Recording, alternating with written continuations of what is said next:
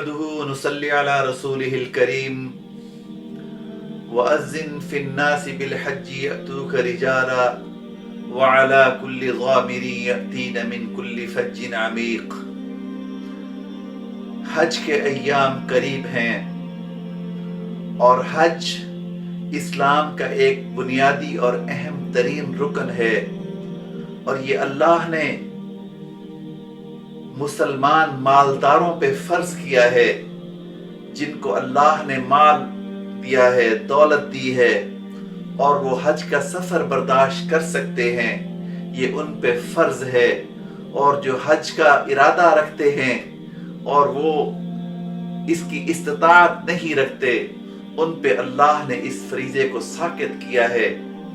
اور حج اسلام کا ایک عظیم الشان رکن ہے،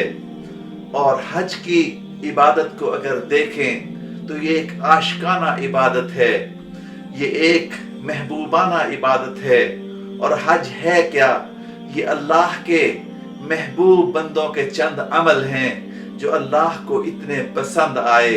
اللہ کو اتنے حسین لگے کہ اللہ نے پوری انسانیت کے لیے ان کو فرض قرار دے دیا۔ صفا مروہ کی سعی ہے،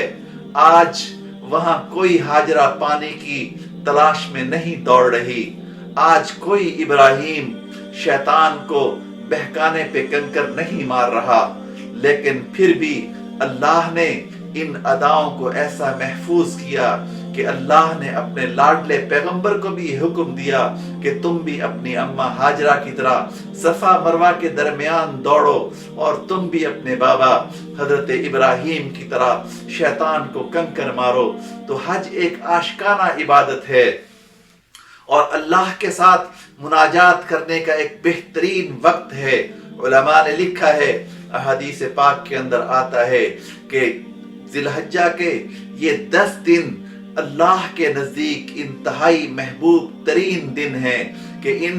ایام میں حج کے ایام آتے ہیں، ان ایام میں قربانی کا دن آتا ہے، اور حدیث پاک کے اندر آتا ہے حج کے اختتام پہ قربانی کرنا، اور یہ قربانی کا عمل اللہ کے نزدیک عید الاضحیٰ کے دن اس عمل سے زیادہ کوئی چیز بھی محبوب نہیں۔ تو جن لوگوں کو اللہ نے مال دیا ہے وہ اس بات کا انتظار نہ کریں کہ ہم بوڑھے ہو کے حج پہ جائیں گے، بلکہ حج کا مزہ اور حج کا لطف اٹھانا یہ تو جوانی کے اندر ہے، کہ جب آپ کے پاس صفا مروہ کی سعی کی قوت ہے، جب طواف کعبہ کے لیے آپ کے وجود کے اندر جان ہے، آپ محبت کے ساتھ ولولہ کے ساتھ آپ صفا مروہ کی سعی کر سکتے ہیں۔ اور جب آپ کو ریڑھیوں پہ صفا مروہ کی سعی کرائی جائے تو یہ وقت نہیں کہ ہم بوڑھے ہو کے حج کو جائیں گے، بلکہ جوانی کے اندر حج کیجئے جن کو اللہ نے مال دیا ہے۔ اور حج کے اندر ہے کیا؟ انسان کفن کی طرح جو 2 چادریں پہن کے پراگندہ بال خوشبو نہیں لگا سکتا، اپنے بالوں میں کنگھی نہیں کر سکتا، اور اپنے آپ کو سنوار اور زیب و زینت نہیں کر سکتا، بلکہ 2 چادروں کے اندر لپٹ کے اللہ کے حضور آ جائے۔ کوئی ایرانی ہے، کوئی سوڈانی ہے، کوئی امریکی ہے۔ حج ایک مساوات کا ایسا علم ہے کہ اس کی چھتری کے نیچے کوئی امیر ہے، کوئی غریب ہے، کوئی بادشاہ ہے، کوئی کسی ملک کا رہنے والا ہے، کوئی زبان بولنے والا ہے، کوئی کتنا بڑا تاجر ہے، کوئی کتنا بڑا بادشاہ ہے، لیکن وہ آج اس حج کی عبادت میں عاشقانہ انداز کے اندر ایک ہی قسم کا لباس پہنے ہوئے اور زبان پہ ایک ہی نعرہ ہوگا کہ لبیک اے اللہ میں حاضر ہوں، لبیک اللہم لبیک لا شریک لک لبیک ان الحمد والنعمت لک والملک لا شریک لک۔ یہ زبان پہ اللہ کی وحدانیت کا ترانہ سجائے ہوئے پوری دنیا انسانیت سے آنے والے حاجی ایک ہی لباس میں،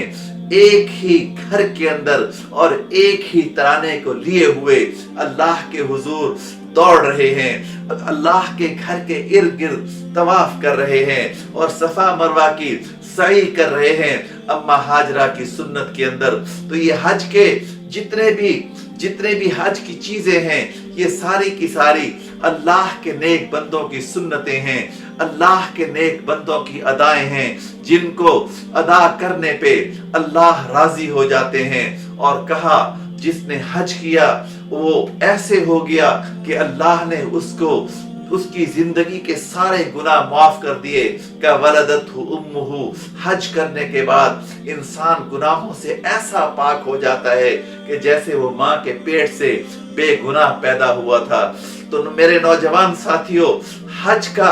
انتظار بڑھاپے کے لیے چھوڑ دیجئے، اور جتنی جلدی ہو سکے اللہ کی اس محبوب اور عاشقانہ عبادت کو بجا لانے کے لیے، اللہ کے گھر کو دیکھنے کے لیے اور اللہ کے حبیب کے روضے پہ سلام پڑھنے کے لیے تیاری کیجئے، اور جا کے اللہ کے ساتھ راز و نیاز کیجئے، اللہ کے ساتھ ہم کلام ہو جائیے، اللہ کے ساتھ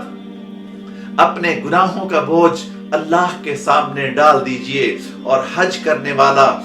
اگر حدیث پاک کے اندر آتا ہے کہ ایسا انسان جس نے حج میں کوئی گناہ نہیں کیا، کوئی زیادتی نہیں کی، اس نے اپنے حج کو ایسے ادا کیا کہ جیسے نبوت نے حکم دیا، تو پھر وہ جب حج سے لوٹتا ہے تو اس کی دعائیں قبول ہوتی ہیں، اللہ اس کی مناجات کو سنتے ہیں اور اللہ اس کے گناہوں کو دھو ڈالتے ہیں۔ اس لیے ہمیں چاہیے کہ ہم اللہ کے اس فریضے کو بجا لانے کے لیے، ان ایام میں تو پریشانی کا عالم ہے کہ کرونا کی وبا کی وجہ سے سعودی گورنمنٹ نے حرمین شریفین میں پوری دنیا سے آنے والے حجاج کا داخلہ بند کیا ہوا ہے۔ یہ انتہائی بدقسمتی ہے اور اسلام سے اور قرآن سے دوری کا نتیجہ ہے کہ کعبۃ اللہ میں تو شفا تھی، حج کے اندر تو امن تھا، حج کے اندر تو سکون تھا، لیکن سعودی حکمران سینما تو کھول سکتے ہیں، سینماز فیسٹیول تو منعقد کر سکتے ہیں، لیکن وہ اللہ کے مہمانوں کو آنے کی اجازت نہیں دے سکتے، اللہ کے مہمانوں پہ وہ قدغن لگا سکتے ہیں۔ یہ شوبی قسمت ہے اور یہ بہت بڑی محرومی ہے۔ اللہ مسلم امہ کے حکمرانوں کو ہمت اور توفیق دے دے، اللہ مسلمان حکمرانوں کو عزم اور حوصلہ عطا فرما دے کہ وہ اپنے اللہ پہ توکل کریں، اور اپنے اللہ پہ توکل کر کے یہ بیماریاں اللہ کی بھیجی ہوئی ہیں۔ دیکھیں ابھی ایک تازہ ترین رپورٹ جو شائع ہوئی ہے کہ اس پورے کرونا کے ادوار کے اندر حرمین شریفین کی زیارت کرنے والے لوگ تقریباً 7، 8، 10 ملین لوگوں نے حرمین شریفین کا وزٹ کیا،